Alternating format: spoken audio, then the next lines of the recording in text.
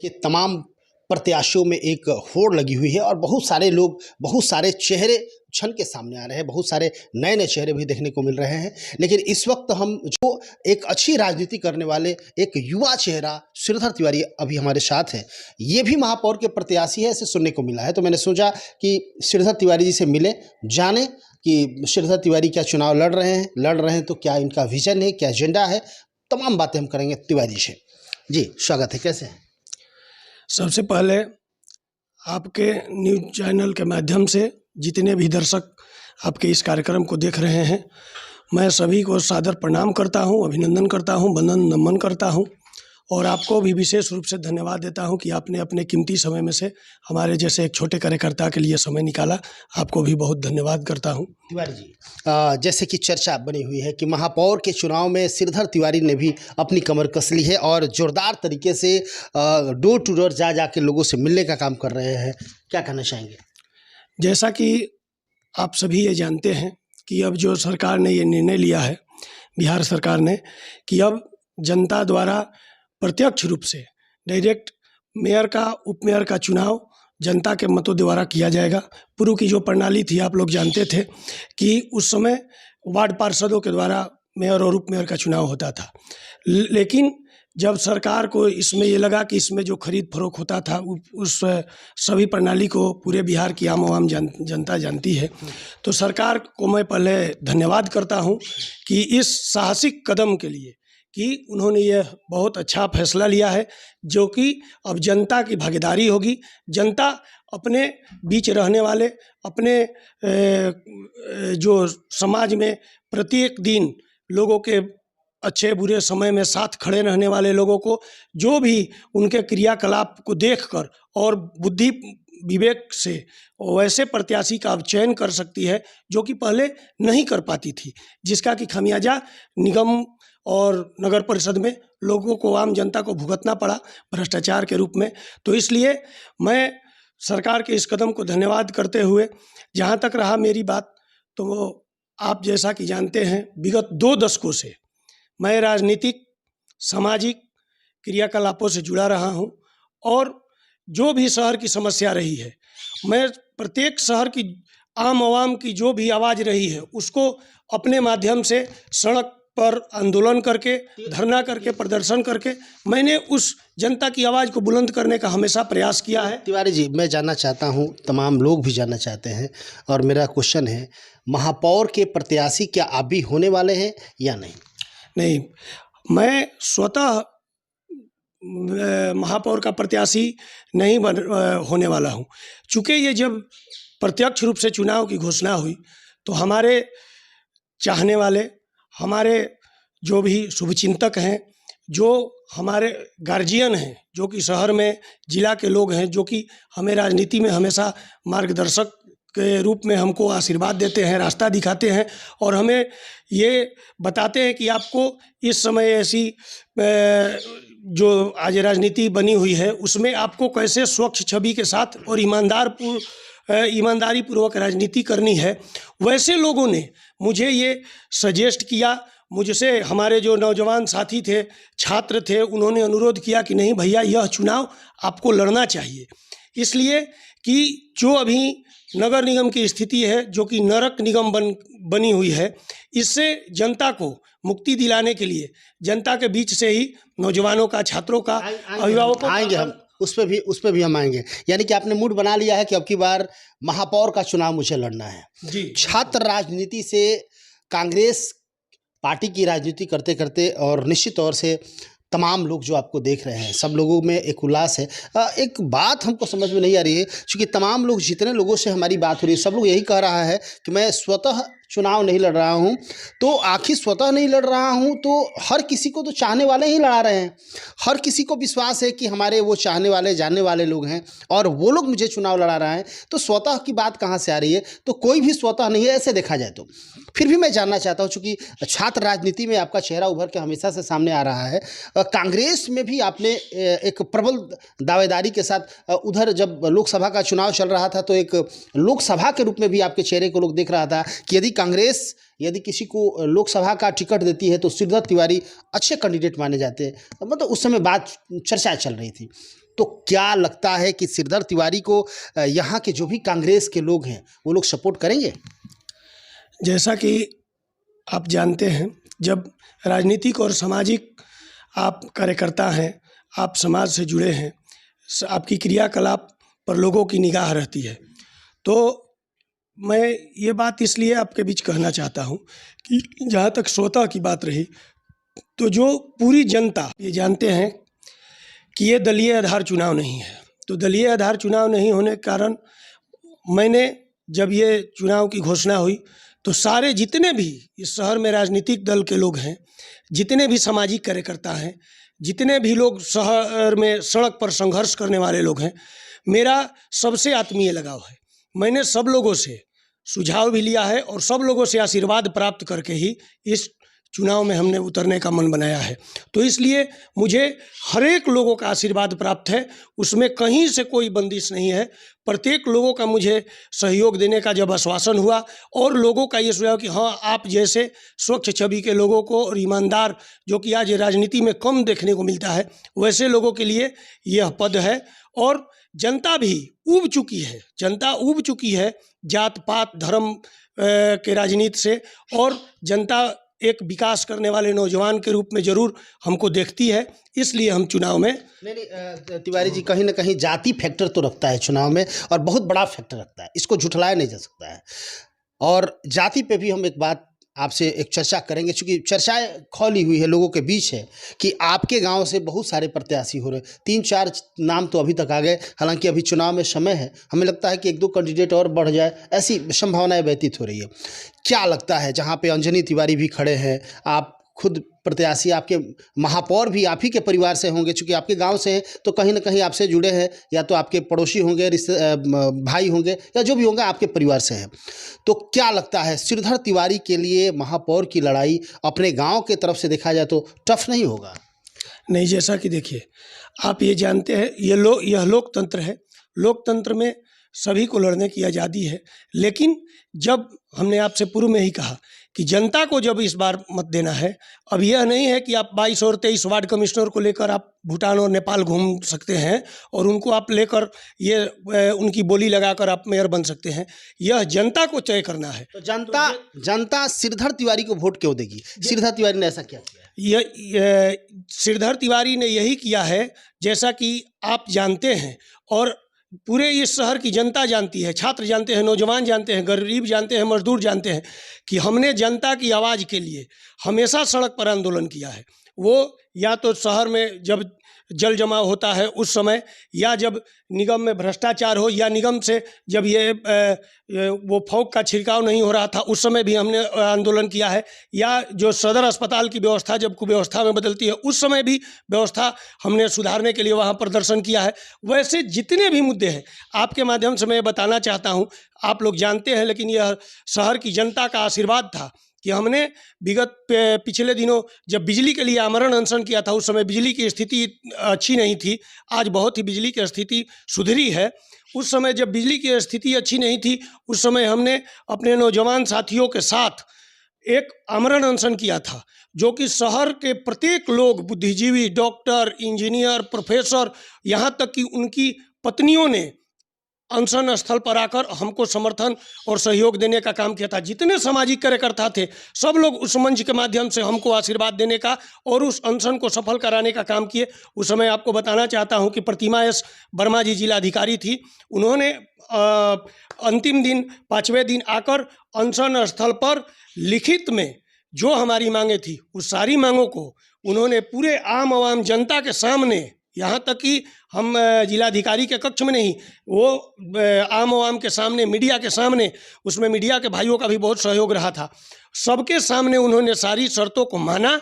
और तब हमने जनता के भरोसे से, जनता से पूछ कर कि अब ये अनशन मैं समाप्त कर सकता हूँ, जनता का जब हाँ आदेश मिला कि हाँ आप अनशन से उठ सकते हैं, तब तो ऐसी जितने भी ज्वलंत मुद्दे जब भी आए हैं तो हमने सड़क पर धरना प्रदर्शन, पुतला दहन, अनशन, ऐसे जितने भी लोकतांत्रिक ढंग से, यह मैं जोड़ देकर कहता हूँ, लोकतांत्रिक ढंग से मैंने विरोध प्रदर्शन करने का काम किया है, ताकि जनता की आवाज़ को बुलंद करने का काम करूँ। तो इसलिए जब प्रत्याशी कोई भी हो सकता है, इस लोकतंत्र में सबकी आज़ादी है, लेकिन जनता को ये तय करना है। तो जनता ये जरूर जानती है कि मैं सड़क पर संघर्ष करने वाला व्यक्ति हूँ। मैं आज तक अपने इस 2 दशक के राजनीतिक करियर में, मैं छात्र राजनीति से शुरू करते हुए युवा राजनीति से आज जिस भी मुकाम पर पहुँचा हूँ, मैंने केवल और केवल जनता के सुख दुख में उनके भागीदार बनने का हमेशा प्रयास किया है, उनके साथ खड़ा रहने का प्रयास किया है। आप मुझको सड़क पर कहीं भी चौक चौराहे पर जनता के बीच में देख सकते हैं। मेरे पास कोई अमला जमला नहीं है। अच्छा तिवारी जी निश्चित तौर से ये पब्लिक है और पब्लिक तो सब जानती है। निश्चित तौर से आप अच्छे किए होंगे तो ये सब दिखता है और दिखेगा। तिवारी जी सबसे बड़ा सवाल, जैसे कि आपने बताया कि राजनीति में जाति कोई फैक्टर आज नहीं रह गया है, और मैं तो ईश्वर से यही मना रहा हूँ कि जाति कोई फैक्टर न रहे, क्योंकि जिस दिन ये तमाम लोग ये जान जाए कि जाति कोई फैक्टर नहीं है, जो विकास कर रहा है, जो सही व्यक्ति है, चाहे वो किसी जाति धर्म का हो, उसको सपोर्ट करना चाहिए। जिस दिन ये बात लोग जान जाएंगे और जिस दिन जनता ये समझ के जग जाएगी तो निश्चित तौर से विकास होना ही है।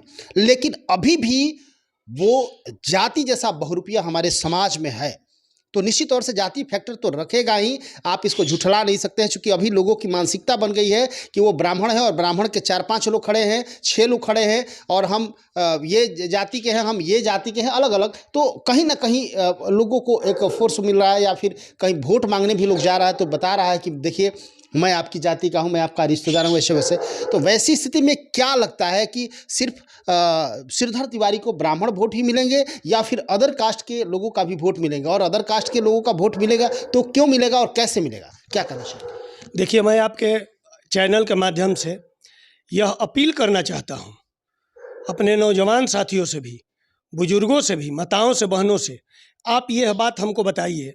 हाँ, ठीक है कि हम लोग ब्राह्मण परिवार में जन्म लिए हैं, लेकिन आप ये बताइए कि जब हम अपने बच्चे का नामकरण स्कूल में कराने जाते हैं तो क्या हम उस समय जात देखकर स्कूल में जाते हैं? कतई नहीं। हम बढ़िया स्कूल ढूंढने का प्रयास करते हैं जिससे हमारे बच्चों को अच्छी शिक्षा मिले।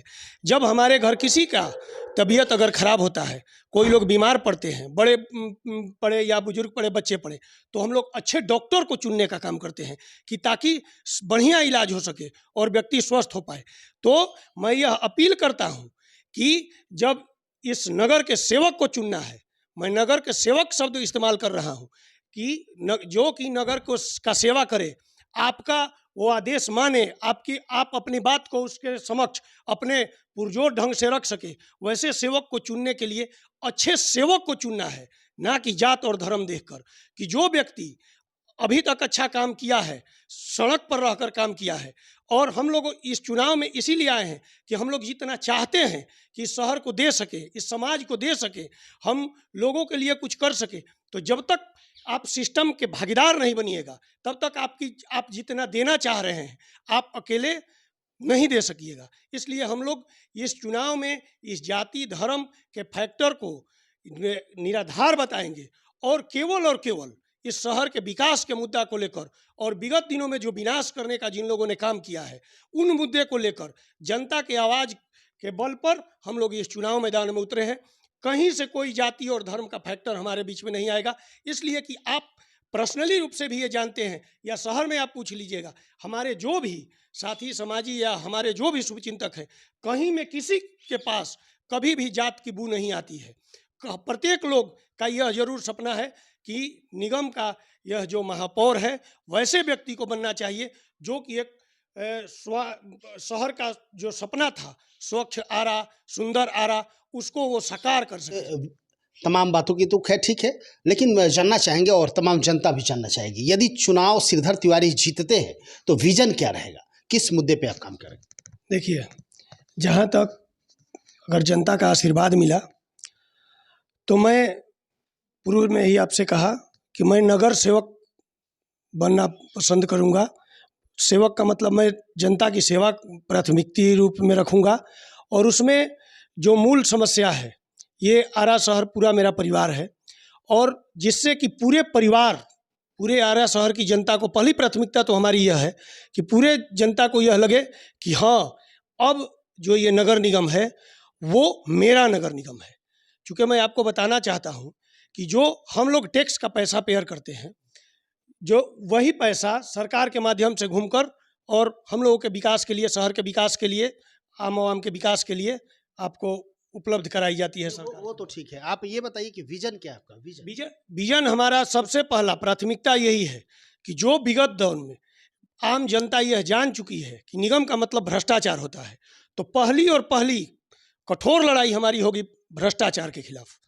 और उसमें जो पूर्व में भी भ्रष्टाचार हुए हैं, विगत जब से यह निगम बना, तो जितने भी भ्रष्टाचार हुए हैं, मैं सरकार से भी यह अनुरोध करूंगा और कि स्वतंत्र एजेंसी के माध्यम से इस पूरे भ्रष्टाचार का जो भी प्रकरण रहा है उसकी निष्पक्ष जांच कराई जाए, ताकि जनता के ये समक्ष आए कि कौन कौन लोग दोषी थे।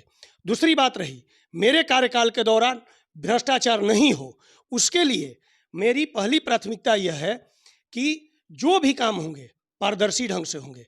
और उसमें पारदर्शी का मतलब यह होगा कि 6 महीना टाइम बाउंड रहेगा कि 6 महीना के अंदर जितने भी राशि आएंगी और किन किन मदों में उस राशि का आवंटन हुआ, कौन संवेदक के द्वारा काम कराया गया, उसकी प्रत्येक 6 महीने पर स्वतंत्र एजेंसी से जांच कराई जाएगी। स्वतंत्र एजेंसी मैं इसलिए कह रहा हूं कि उस जांच के कड़ी में मैं भी अगर रहूंगा तो मेरी भी जांच वो एजेंसी करेगी और उस को आप लोगों के मीडिया के माध्यम से वह प्रत्येक 6 महीने पर रिपोर्ट जनता के बीच मैं लाने का काम करूंगा कि ये 6 महीना में ये काम हुए और इनके द्वारा हुआ और इतनी राशि आई, इनका ऐसे ऐसे ऐसे इन मदों में खर्चा हुआ है। दूसरी बात रही टेंडर का माध्यम, टेंडर भी पारदर्शी ढंग से होगी, कोई भी गोपनीयता टेंडर में नहीं होगी। ओपन टेंडर जो भी होगा आम जनता को भी उसकी रिकॉर्डिंग कराई जाएगी और जनता के बीच में मैं दिखाऊंगा कि यह टेंडर अमुक काम का ऐसे हुआ और इसमें इस माध्यम से लॉटरी निकला या इस माध्यम से हम लोगों ने देने का काम किया, कि जनता को यह लगे कि इसमें भी कहीं कोई भेदभाव नहीं है। तो मैं जनता को इसमें भागीदार बनाना चाहता हूं कि जो भी काम होंगे जनता के समक्ष होगी। दूसरी बात है कि हम लोग इस शहर का यह दुर्भाग्य है कि इतने दिन निगम बनने के बाद भी आज भी अभी हम लोग नाला, नली और गली पर अटके हुए हैं। तो चूँकि उसमें उस क्षेत्र में काम नहीं हुआ है, तो वह भी हमारी प्राथमिकता है कि शहर के जितने भी बड़े बड़े नाले हैं सबका निर्माण होगा और जो निर्माण हुआ भी है वो उसको ढकने का काम होगा। और जो मैं आपको बताऊं कि 1980-81 के बाद इस शहर का नाले की उगाही तलीय स्तर से नहीं हुई है, तो मैं जितने भी बड़े नाले हैं उनकी उगाही तलीय स्तर से कराने का काम करूंगा, ताकि कहीं भी पानी रुकने का काम ना हो। और जहां भी होगा, जैसे कि आप ये उत्तरी क्षेत्र में चल जाइए तो जितनी भी तराई का महला है ये सब लोग 6 महीना 8 महीना पानी में डूबे रहते हैं। ये लोग के घर में जाने आने के लिए रास्ता नहीं होता है। तो ये जितना भी इंक्रोचमेंट होगा इस सब को खाली कराने का काम करूंगा और नए नाले का निर्माण होगा और उस नाले का उच्च स्तरीय निर्माण होगा, कहीं कोई धांधली नहीं होगी। मैंने जैसे पहले भी कहा कि जनता सब कुछ अपने आंखों से देखेगी। बिल्कुल आप उसको पारदर्शी पारदर्शी रखें। तिवारी जी जानना चाहेंगे, चूंकि ये आरा नगर निगम महापौर की कुर्सी पर सबकी निगाह अटकी हुई है और रोज 2-4 प्रत्याशी उभर के सामने आ रहे हैं, संख्या बढ़ती जा रही है दिन प्रतिदिन। बाहुबल और धनबल की ऐसा लग रहा है कि इस पे हावी रहेंगे, आरा नगर निगम के चुनाव पे बाहुबल और धनबल हावी रहेंगे। तो वैसे स्थिति में श्रीधर तिवारी अपने आप को कहाँ देख रहे हैं? मैं एक सामाजिक कार्यकर्ता हूं और यह चुनाव जनता के मत से होना है। कहीं कोई बाहुबल और धनबल का इसमें कोई रोल नहीं है। जो लोग भी बाहुबली हैं, जो लोग भी धनबली हैं, वो लोग यह जरूर समझ रहे हैं कि केवल पैसे से सारे तंत्र को वो वोट में इकट्ठा कर लेंगे, वो संभव नहीं है। चूँकि जनता को मत देना है, आम जनता को यह पहली बार अवसर मिला है कि इस बार अपने सेवक को चुनना है और बाहुबल और धनबल कहीं कोई काम नहीं आएगा। जनता मालिक है और जनता का जिसके पास आशीर्वाद रहेगा, जनता ही, मैं आपको कहना चाहता हूं कि जनता जनबली है और जिसके साथ उसका आशीर्वाद रहेगा, कोई बाहुबली और कोई धनबली का कोई रोल नहीं होगा। अच्छा, महापौर का होगी, जैसे ही महापौर बनते हैं वहां जाने के बाद महापौर के कुर्सी पर बैठते ही, मेयर की कुर्सी पर बैठते ही पूरा का पूरा जितना भी सिस्टम है सब उलटफेर हो जाता है, जितनी प्लानिंग होती है सब उलटफेर हो जाती है। ये क्या विश्वास करे जनता कि श्रीधर तिवारी यदि महापौर बनते हैं तो वहाँ जाके ये भ्रष्टाचारियों के खिलाफ या जो सिस्टम बता रहे हैं वो करेंगे, या ये भी उस भ्रष्टाचारियों की तरफ मिल जाएंगे और भ्रष्टाचार करना स्टार्ट कर देंगे? क्या विश्वास है? नहीं, जनता ये ज़रूर भरोसा करेगी, चूँकि इसीलिए हमने कि हम आपको पहले भी बताए कि हमारी भी जांच होती रहेगी और हम जो जनता से वादा किए हैं उसमें प्राथमिकता रूप से यही है कि जो ये निगम का कॉकस जो केवल और केवल 2 से 4 लोगों का विकास हुआ है इस निगम के माध्यम से, जनता का विकास नहीं हुआ है।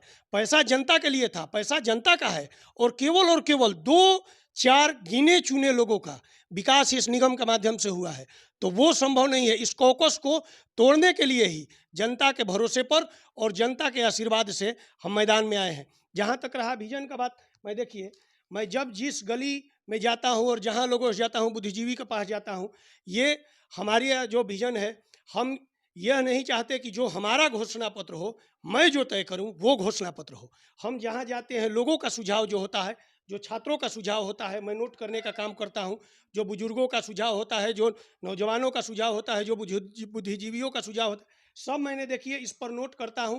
और जब जो चुनाव जब नज़दीक आएगा तो मैं इन सब को आप सबों के माध्यम से भी और जनता के बीच भी सब प्रदर्शित करूंगा। देखिए, मैंने जैसे आपको बताया भ्रष्टाचार से लड़ाई है, और शहर में जितने भी स्कूल और ये आंगनबाड़ी केंद्र है, सबकी हालत खस्ता है। उसमें सुचारू ढंग से पढ़ाई मैं कराने का काम करूंगा और मूलभूत जो सभी समस्याएं भी हैं, उस स्कूल में शौचालय हो, उस स्कूल में पानी की व्यवस्था हो, बच्चों के पीने के लिए सभी व्यवस्था होंगी। आप अभी शहर में घूम आए, आप समझिए आपको कहीं शौचालय दिखता है? किसी को अगर अभी चौक पर अगर शौचालय की आवश्यकता पड़ जाए, कहीं आपको दिखता है? इस पूरे शहर में कहीं शौचालय नहीं है। और जो लोग भी आए वो लोग यही कहे कि शौचालय का निर्माण कराए, तो इसका निर्माण कराए, आपको कहीं नहीं दिखेगा। अगर पुराने ज़माने में 1-2 अगर है भी तो आप उसमें जा नहीं सकते, इतनी गंदगी है। मुझे तो ये समझ में नहीं आता है कि जबकि देश के प्रधानमंत्री जी इस स्वच्छता अभियान के तहत बहुत ही स्वच्छता पर जोर देते हैं और स्वच्छता के लिए वो शौचालय निर्माण पर भी बहुत विशेष उनका बल रहता है और उसके लिए बहुत विशेष कई बार रुपया आया भी नहीं बना।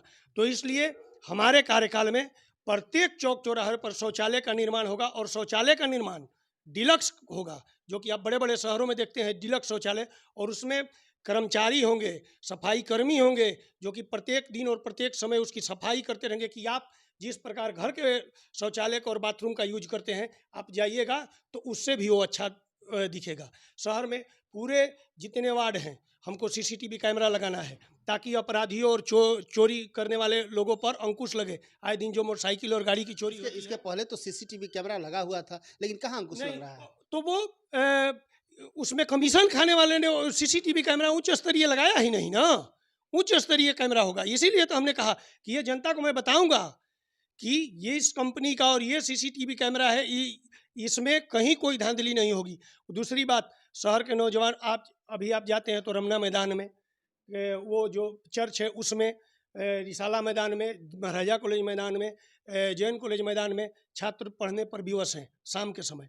इसलिए उन लोगों के लिए शहर में एक सेंट्रल लाइब्रेरी का निर्माण मैं कराऊंगा कि ताकि प्रत्येक बच्चों को, और उच्च स्तरीय निर्माण होगा, उसमें प्रत्येक किताब होंगी और मुफ्त होंगी।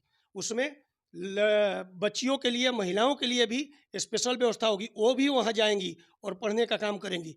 और जगह मिला तो वार्ड स्तर पर भी छोटे छोटे लाइब्रेरी का भी मैं निर्माण कराऊंगा। उसके लिए मैं जब जगह का मुआयना कराऊंगा, जहाँ जहाँ जिस प्रकार जगह मिलेगा। आप अभी समझिए कि शहर में टहलने के लिए एक पार्क रमना मैदान में है, बाबू वीर कुंवर सिंह जी के नाम पर। आपको कहीं से भी अगर जाना है तो टहलना तो उसी पार्क में। इन लोगों ने क्या कराया, हम प्रत्येक मोहल्ले में छोटे छोटे पार्कों का निर्माण कराएंगे और उसमें हरियाली भी होगी, ताकि जो अभी आपने देखा होगा कि यह शहर बिहार में सबसे ज़्यादा प्रदूषित शहर था। यहाँ के लोगों को तो उस दिन ही शर्म लगा कि इतना पैसा आया और यह शहर, आम जनता यह न्यूज देखकर चकित रह गई कि यह शहर बिहार में सबसे प्रदूषित है। इसका मतलब कि हम लोग जो हवा ग्रहण करते हैं, प्रदूषित हवा ग्रहण करते हैं। तो इसलिए प्रत्येक वार्ड में, प्रत्येक मोहल्ले में एक छोटे छोटे पार्कों का निर्माण होगा ताकि महिलाएं और बच्चियों के भी घूमने की उसमें आज़ादी हो, और उसमें भी सीसीटीवी कैमरा होंगे, शौचालय होंगे, और उसमें पानी पीने की उचित व्यवस्था होगी। चलिए तिवारी जी, निश्चित और तौर भी से सारी बातें हैं, लेकिन बहुत आपसे बहुत अगली बहुत मुलाकात में। बहुत बहुत बढ़िया विजन है आपका। जी। हालांकि सुनने में तो बहुत अच्छा लग रहा है। ये तो वक्त बताएगा कि क्या क्या होने वाला है, चूंकि समय बहुत बलवान होता है। यदि आम आम जनता आपको महापौर बनाती है तो आपका जिस तरह का विजन है बहुत ही साफ है और स्पष्ट रूप से आपने इसको रखा भी। यदि ऐसा होता तो बहुत अच्छा होता। हालांकि एक कहावत है, गाछे कटहल उठे थे, अभी उसको इस रूप से लिया जा सकता है, लेकिन विजन आपका स्पष्ट है। चूंकि महापौर की कुर्सी पाने के बाद लोग बदल जाते हैं, ये आम जनता का दोष या हमारा दोष नहीं है, बदल जाते हैं। लेकिन आगे क्या होगा ये तो समय बताएगा। लेकिन बहुत अच्छा आपका विजन है। फिर भी मैं जानना चाहूँगा, बहुत सारे आपके लोग हैं, बहुत सारे आपके ऐसे भी लोग हैं जो आपके करीबी हैं, जो कैंडिडेट हैं, और जो आपकी पार्टी से भी है वो कैंडिडेट है, जिनसे आपको अटूट विश्वास था कि यदि महापौर का चुनाव हम लड़ेंगे तो हमारा सपोर्ट करेंगे, वो कैंडिडेट है। तो वैसे स्थिति में क्या लगता है, श्रीधर तिवारी को थोड़ा सा अकेलापन महसूस नहीं होगा, या उनके अलावा भी बहुत बड़ी टीम श्रीधर तिवारी के साथ? नहीं, हमने आपसे पहले ही कहा शुरुआत में ही कि शहर के नौजवान मेरे साथ हैं, बुजुर्ग मेरे साथ हैं, गरीब मजदूर मेरे साथ हैं, जितने भी ऑटो चालक हैं वो मेरे साथ हैं, रिक्शा चालक मेरे साथ हैं। इसलिए कि निगम ने कभी उनका सुध नहीं लिया। इसीलिए आपके पास समय कम है, मैं विजन इसी में मैं रैन बसेरा आप इस शहर में देखते हैं, एक भी रैन बसेरा सुचारू ढंग से नहीं चलता है, लग्जरी गाड़ियों से नहीं चलते हैं। नहीं चलते हैं। हम इसलिए कि हमारे पास ये भी बात है कि हमारे पास गाड़ी है। 45 वाट कैसे घूमेंगे? 45 वार्ड में मेरे पास गाड़ी भी है, लेकिन मुझको 45 वार्ड अपने संसाधन के साथ और अपने जो सहयोगी हैं उनके संसाधनों के साथ घूमना है। और उसके लिए सबसे पहले तो मैं 45 वार्ड में डोर टू डोर प्रत्येक जनता के दरवाजे पर मैं जाऊंगा और अपना विजन लेके जाऊंगा। उनका आशीर्वाद स्नेह पहले भी मिला। नौजवान को एक उस मुकाम पर पहुंचाना है ताकि उनका आवाज़ हम सदन में बुलंद कर सकें। जो आरा की यह जो कुव्यवस्था है उसको हम ठीक कर सकें, और ये जो निगम की सदन है उसको हम आम जनता के लिए। मैं एक लाइन और जोड़ना चाहता हूं कि मैं इसीलिए आपके माध्यम से बताना चाहता हूं कि निगम में मैं अगर मुझे मौका मिला तो एक निगम में बढ़िया लोगों के आने पर वहाँ उनके बैठने के लिए, उनके पानी पीने के लिए, उनके लिए प्रतीक्षालय का मैं निर्माण कराऊंगा ताकि आम जनता को यह जाने पर लगे। तौर से ईश्वर करे कि आप महापौर बने तो आप उस पर अडिग रहे, जो आप विजन लेके चले हैं, जिस तरह का आपका एम्बिशन है, लक्ष्य है कि मैं यदि बनता हूँ महापौर तो मुझे ये इस चीज़ करना है, वाकई तारीफ़े काबिल है। और ईश्वर करे कि जनता चाहे आपको। हालांकि क्या होगा ये तो समय बताएगा और जनता तय करेगी, चूंकि जनता सब कुछ जानती है और तमाम चेहरे को भी लगभग देख चुकी है। जो भी आरा से महापौर के प्रत्याशी है शायद ही कोई ऐसा है जिसको यहाँ की जनता नहीं जानती है। कोई बाहर से तो आने वाला है नहीं, सब यहीं के चुनाव लड़ने वाले हैं। तो निश्चित तौर से जनता जानती है, सबसे मिली है, और अब की बार वही चुनाव जीतेगा जो जनता का बीच रहा है और जो जनता का सेवक बन के रहा है।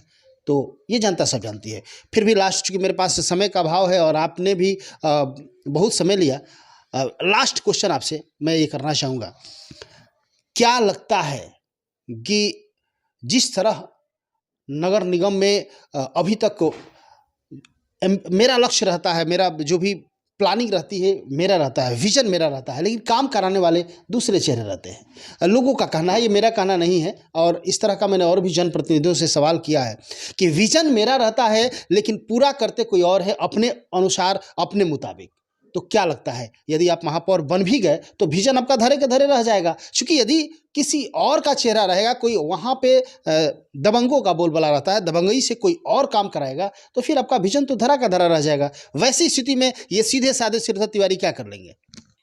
देखिए, जहाँ तक रही बात की विजन, ये विजन मेरा नहीं है। मैं जब घूमता हूँ, जो जनता का सुझाव होता है उसके द्वारा यह विजन बन रहा है और अभी इसमें विस्तार भी होना है।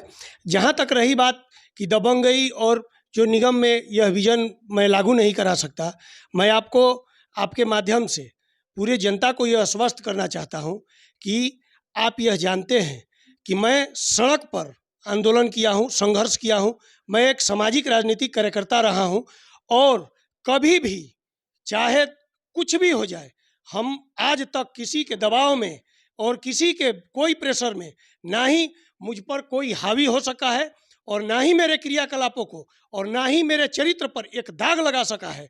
मैं अगर यह 20 बरिस से अगर मैं राजनीति में हूँ और सामाजिक कार्यकर्ता का जीवन जिया हूँ, तो इस पर कभी भी किसी प्रकार का छींटा मैं नहीं पड़ने दिया हूँ। और उसमें मेरा यह अडिग विश्वास है कि जब मेरे जैसे सामाजिक कार्यकर्ता इस मेयर के कुर्सी पर जाएंगे और नगर सेवा का अवसर मिलेगा, तो कोई भी कितना भी बड़ा हो, इस नगर निगम का मैंने जो पूर्व में आपसे कहा कि 2-4 लोगों का ही विकास हुआ है, कोई भी कितना बड़ा कॉकस हो, कोई कॉकस मेरे काम के आड़े नहीं आएगा। इसलिए कि मैं जो मेरा यह भरोसा है कि मैं ना खाऊंगा और ना खाने दूंगा, कतई किसी कीमत पर। मैं अगर ना खाऊंगा तो ना खाने दूंगा। रहा जनता को भरोसा करने का बात, तो यह बात जनता जानती है कि अगर मैं ईमानदार रहूंगा तो किसी में यह औकात नहीं है कि वह कोई काम हमसे ताकतपूर्वक, बलपूर्वक या कोई दबाव में डरा कर धमका कर सके। यह आज तक इस देश के जितने भी राजनीतिक इतिहास रहे हैं, आज वो राजनीतिक व्यक्ति को कोई व्यक्ति कभी भी किसी मुकाम पर दबा और डरा नहीं सकता है। आज देश में राजनीति में जो ईमानदारी और विश्वसनीयता की कमी आई है, उसी विश्वसनीयता और ईमानदारी की राजनीति इस नगर निगम में हम शुरू करने के लिए ही प्रत्याशी बनकर आए हैं। और वह जनता का विश्वास और ये जो हमारे ऊपर ईमानदारी का यह जो हमने आज तक कायम रखा है, इसको मैं पद प्राप्ति होने के बाद भी कायम रखूंगा। और उसके लिए ही मैंने कहा है कि मेरी भी जांच होती रहेगी और सब जनता के सामने होगा। जो भी काम होगा उसकी वीडियो रिकॉर्डिंग कराई जाएगी, वीडियोग्राफी कराई जाएगी और जनता के बीच में आप लोगों के माध्यम से मैं जाऊंगा। और आपके चैनल के माध्यम से मैं पुनः एक बार जितने भी आपके दर्शक हैं, आरा नगर निगम के सभी जनता को, छात्र, नौजवान, बुजुर्ग, माताओं, बहनों को मैं हाथ जोड़कर यह प्रणाम करता हूं और निवेदन करता हूं कि यह पहली बार यह अवसर आया है कि वैसे लोगों को चुनने का काम किया जाए कि पूरे जनता को निगम मेरा है यह लगना चाहिए। कुछ खास लोगों का निगम नहीं है, यह आम आवाम का निगम है, हमारे टैक्स के पैसा से चलता है। यह मेरे आने के बाद मैं जनता को जरूर बताने और दर्शाने का काम करूंगा। बहुत बहुत धन्यवाद, बहुत बहुत धन्यवाद आपको तिवारी जी। और आप देख रहे थे हमारी बात हो रही थी श्रीधर तिवारी से, छात्र राजनीति से कांग्रेस पार्टी की राजनीति करते करते आज इन्होंने अपने आप को दावेदारी पेश की महापौर की। और मैं आपको बता दूं कि आरा नगर निगम महापौर के चुनाव लड़ने के लिए ज़बरदस्त तरीके से इन्होंने कमर कस ली है। विजन तो आप लोगों ने सुन ही लिया, हालांकि क्या होगा वो तो समय बताएगा, चूंकि तमाम लोगों का विजन तो जरूर होता है, लेकिन महापौर के कुर्सी मिलते ही लोग बदल जाते हैं। लेकिन श्रीधर तिवारी एक अटूट विश्वास के साथ, इनके अंदर जो ईमानदारी और कर्मठता दिख रही है, वो कहीं ना कहीं चुक छिके बता रही है कि महापौर यदि हम बनते हैं तो इस शहर का दिशा दशा दोनों बदल देंगे। और जो स्थिति ये आरा नगर निगम का होगा, लोग कहेंगे कि नहीं, इसी तरह के मेयर की जरूरत थी। ऐसा इनका विजन है। और इनका कहना है कि विजन मैं तैयार नहीं कर रहा हूँ, मैं जिसके पास जा रहा हूँ उन लोगों से मैं बात कर रहा हूँ और उनसे पूछ रहा हूँ कि क्या होना चाहिए। और तमाम चीज़ों को मैं लिखता हूँ, नोट करता हूँ, जैसे इन्होंने दिखाया भी, और उसको मैं अपने जो भी हमारा एजेंडा तैयार होगा उसमें ये बनाने वाले हैं और उसको तैयार कर रहे हैं। और तमाम गतिविधियों पर इन्होंने फोकस किया और इनका लक्ष्य है कि इस नगर निगम का चुनाव लड़के और नगर निगम को साफ सुथरा बनाना है और भ्रष्टाचारियों से बचाना है। नगर निगम में किसी तरह की कमीशन, घूसखोरी या और भी जो चीज़ें हैं वो हम नहीं चलने देंगे यदि यहाँ के लोगों ने मुझे महापौर बनाया। लेकिन क्या होगा ये तो वक्त बताएगा और जनता क्या करेगी ये तो जनता बताएगी। चूंकि जनता है, आप तमाम लोग जितने भी दर्शक हैं, तमाम लोग देख रहे हैं, जनता सब जानती है। विश्वास इन पे आप करेंगे कि नहीं करेंगे ये आपके ऊपर डिपेंड करता है, लेकिन इन पे कितना विश्वास किया जा सकता है ये आप बखूबी जानते हैं। क्योंकि आपसे श्रीधर तिवारी हट के नहीं, आपको भी जानते हैं और आप भी इनको जानते हैं। तो देखते रहिए समृद्धि न्यूज़ चैनल और तमाम खबरों को दिखाते रहेंगे।